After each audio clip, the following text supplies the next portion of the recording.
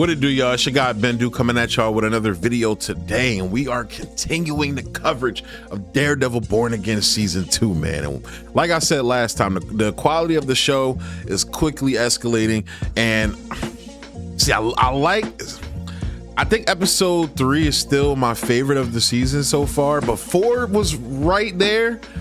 5, bro. That shit is crazy. This shit is crazy.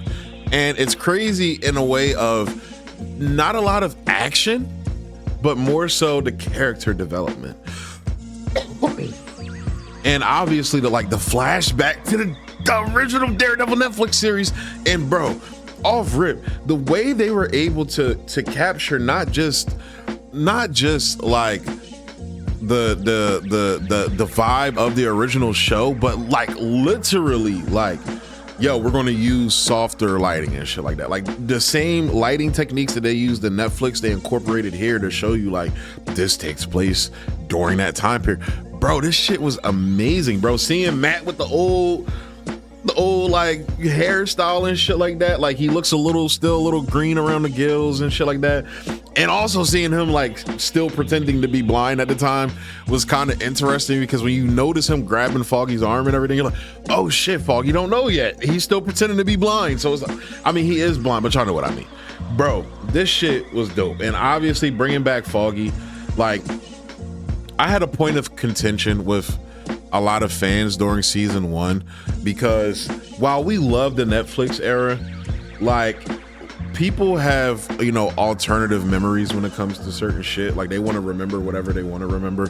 I remember the Netflix show coming out and people saying Foggy was an annoying character. So it's like when they killed him off, which in the first season, which narratively I think is amazing and really works and progresses. It's a change that was much needed for Matt, and to really like tell a more compelling story, you know. And given a certain storyline from the comics, I wouldn't be surprised if there's a twist to that, but we'll get into that probably in another video. But yeah, like, yeah, no, bro. And like for me, even though season 3 is my favorite season of the Netflix era, like I feel like everybody's is, like people used to shit on season 2 of Daredevil, like all the time, but now it's like we like to pretend like, you know, people pretend like they thought Daredevil was prestige TV, which I did. I argue all the time. I think Daredevil is in the top 5 greatest shows ever made, but I was in rare company saying that. But now that, you know, it's popular to shit on the Disney era of Marvel, of Daredevil, and just shit on Disney Marvel post Endgame altogether, like, you know, people just want to bitch and complain about something, in my opinion. So it's kind of funny how people have you know, alternative memories when it comes to certain shit. But I like seeing with all that being said, I like seeing Foggy here because it reminded me why I love the character. I never found the character annoying. I always loved the character of Foggy. So it was like, yo, seeing that throwback, yeah, bro, that shit, and seeing him like be the heart, because Foggy was always the character where it was like he would want to take the easy path, but it's like, nah, even though it's harder, we got to do the fucking right thing, you know. Even when, like in season 3, when Matt was like he was like, yo, I'm killing Fisk, like Foggy was still the one there pulling him back from the brink. Even Karen was like, yo, kill that nigga. Karen this season is like, kill him. Foggy was like, yo, nah, don't do that, bro. You cannot go down that path. So Foggy has always been like, I like how they kind of like made it crystal clear that Foggy in many ways is a moral compass for Matt. Like, we know that Catholicism and Matt's faith in religion is like his guiding thing, but I would say Foggy is there too, bro, because we see Matt was ready to straight up let homie go to jail and die. Like, nigga, you deserve whatever you get. You committed a crime. You don't deserve redemption. What did he say? And Foggy was the one that had to remind him, like, bro, aren't you the Catholic? Shouldn't you be the one talking about redemption right now? Like, you know, I get that this guy's my friend and I may have, you know, certain things, but my, you know, certain biases, but my experience with him and my biases makes me have a different contextual view of his life and understand the hardships that led him to the path that he is at now. And this is why I love Daredevil so much, because yeah, Daredevil goes around and beats up criminals and shit like that, but there's also an element of Daredevil recognizing that, like, it's like he said in the old Netflix show, like, people do stupid shit, and that doesn't mean that they don't reserve redemption. They don't reserve a chance to absolve themselves, you know, of the wrong that they have done. And, you know, you can debate about how you feel about that. We all might have our differences of opinion on that. I know I certainly do in some regards. For the most part, I agree with that, but I have like little quibbles with it. But they're putting the idea out there, and that's what a show is supposed to do. That's what any form of art is supposed to do: invoke, you know, deep thought, and, you know, make way for conversations about societal issues. So it's like, you know, seeing that play out is dope, but at the same time, you're seeing Matt struggling with saving Dex's life, because as we saw in the previous episode, Vanessa shot Dex. So like, Dex, if he is to confront the AVTF, they're gonna fucking kill him. Even though Fisk he kept telling the AVTF leader to bring them in alive, which basically is bring Bullseye in alive, because he knows he's not gonna catch Matt. You know, I think it's kind of made clear that if Matt leaves Dex is gonna fucking die. That's kind of what's made clear. And I think that was my only issue with this. I have two issues, this is the first one, was that they kind of made it confusing by having Fisk tell him to bring him back alive, which Fisk would probably want to kill Dex himself, but regardless, it's a minor quibble. But yeah, seeing, and like, yo, when he said Foggy's name and Matt started choking him the fuck out, he's like, nah, you don't get to say his name, bro. Like, you felt that shit, bro. You felt that shit. Like, Wilson Bethel and Charlie Cox, and I hope I'm saying his name right, these guys are great, bro. Charlie Cox is, we talk about like people who are perfect casting for a character, and we talk about the Robert Downey Jr.'s, the Ryan Reynoldses of the world. You know, I think at this point, for how long Charlie Cox has played this character, he needs to be in that conversation as well, because he plays Matt Murdock like so well, bro. Like, oh my god, bro, he's amazing. And I also put Grant Gustin up there as the Flash as well. I know a lot of people get mad at me, but you could be mad. So I know the quality in that show dipped after a while, but Grant Gustin is the Flash for me. But yeah, bro, and seeing Wesley come back like that shit, bro. Wesley coming back, Kingpin in the old pinstripe. You see him sitting back. I forgot how much, yo, Fisk had drip in season 1, bro. I'm not saying bro isn't drippy post season 1.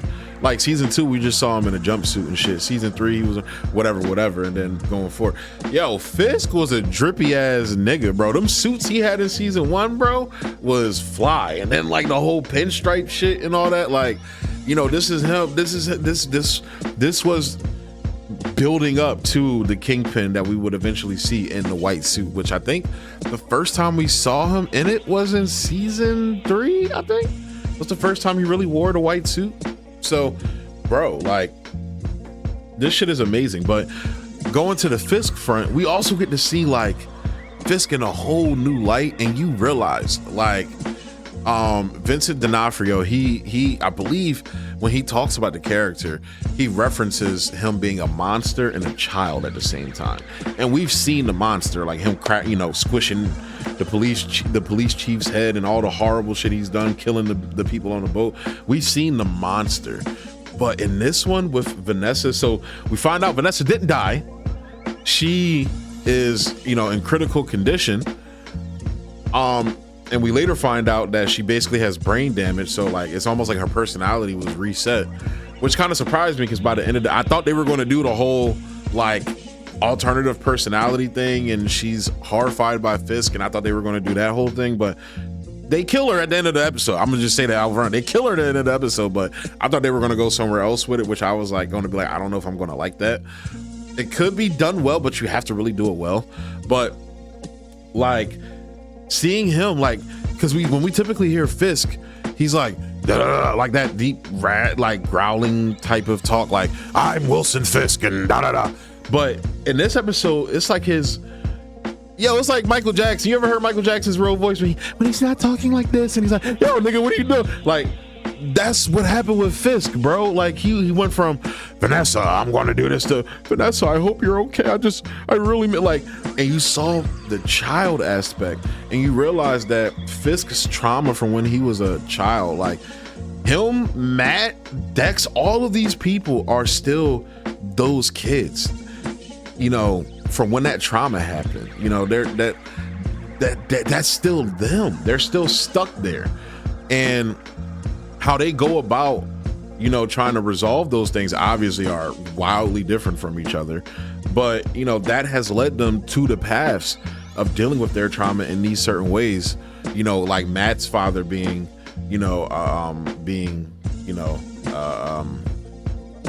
taken out by crime. You know, he turned to vigilantism, but Dex, you know, turned kind of being a psychopath. You know, like at a young age, he had mental health issues and not really getting the help that he really needed. Well, he got the help.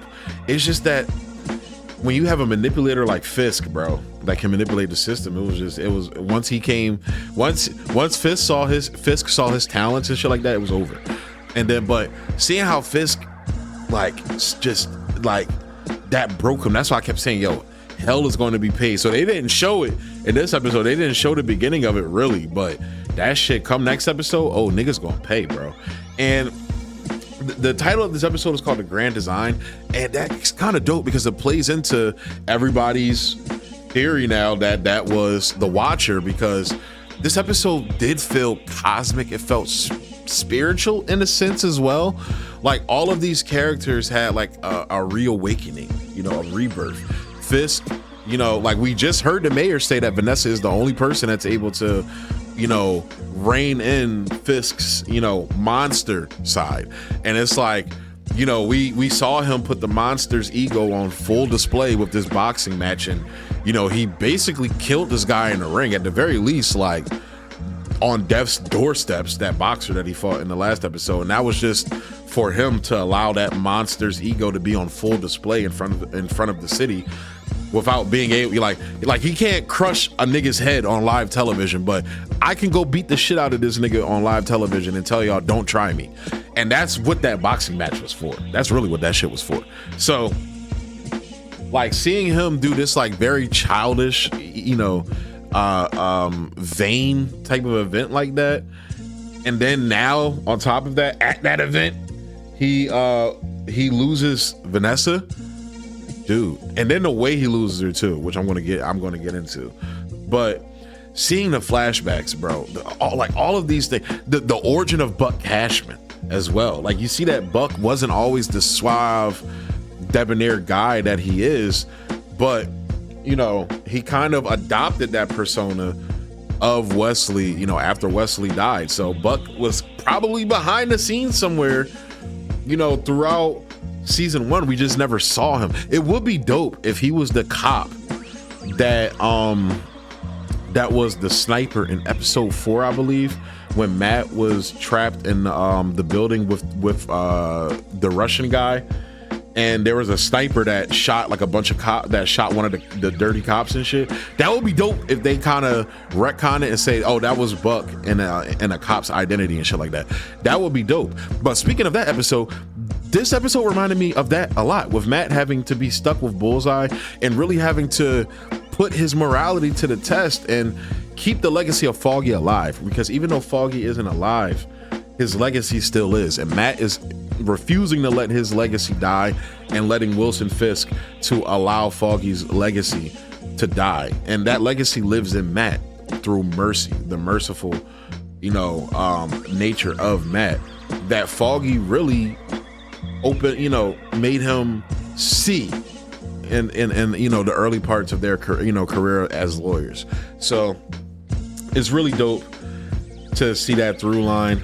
And then, you know, juxtapose that with Fisk where you would think that Fisk and Vanessa have a legacy, like they have love for sure, but Vanessa's legacy is always going to be about trying to keep a monster that is her husband in check, even though she loves this monster, like, you know, because she's a monster herself. She's not some victim in all this. There's a reason why Dex wants to kill her, and I'm like, I'm not entirely mad that bitch dead. I'm gonna be real with you. It's like Samuel L. Jackson in State of the Union. I told you should have killed that bitch. Like, I'm all for people getting what they deserve. So it's like, I'm not saying she's innocent, but that's kind of, you know, the framing of what it's been with her, you know, throughout this Born Again series. And it's like, dog, like she's gone. But the concept of legacy, you kind of realize Fisk, I feel like Fisk, and I feel like they kind of tried to do this in season 3, and they're painting a fuller picture with it now later. Like, I feel like he loves Vanessa. He does love Vanessa, but he's also in love with the idea of Vanessa, if that makes sense. Because the fact that you don't know that your wife has a pineapple allergy, bro, like, how do you not know that? That's how she died. At first, when I first saw it, I was like, this shit dumb.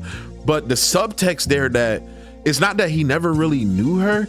He never really like focused on the things that really mattered. They focused on superficial shit, you know, where they have a love that I would say is strong, but given the horrible shit they're doing and the horrible people that they are, they're never actually able to fully actuate that love, because Vanessa is dealing with somebody who, in my opinion, is incapable of it, aside from her, which is why I think she's an idea for him more so. And now the legacy of her is going to be the uncaging of the monster, because now she's not around to keep that monster caged. And to do all that through subtext, and you know, I think they're probably gonna hammer it home more, because as Fisk is letting loose a can of whoop ass throughout New York, you know, scorched earth on these motherfuckers with the gloves off, as he, you know, as in the previous episode. I think we're really going to see it kind of not ham-fisted, but they're going to kind of paint it clear. But the subtext of it in this episode, and then the visuals, bro, like seeing her standing in front of Rabbit in a snowstorm, which, hey, look, bro, it looked like I know she was dying, and whatever, everybody should have their peace, I guess, when they die. I don't know. Because when I said that, I don't know if I agree with that. Because it's like, when she was seeing white, I was like, bitch, you know you going to hell, right? That shit real. You know you going to hell, right? Like, you're not going to see Rabbit in a snowstorm. You're going to see Satan. You evil ass woman. Devious ass bitch. Bullseye want to kill you for a reason. That nigga crazy, but he wants to kill you for a reason. So it's like, you know, but the metaphor of her standing in front of Rabbit in the snowstorm, and you're hearing like the crashing waves throughout, you know, the episode and things like that, whenever there's a scene with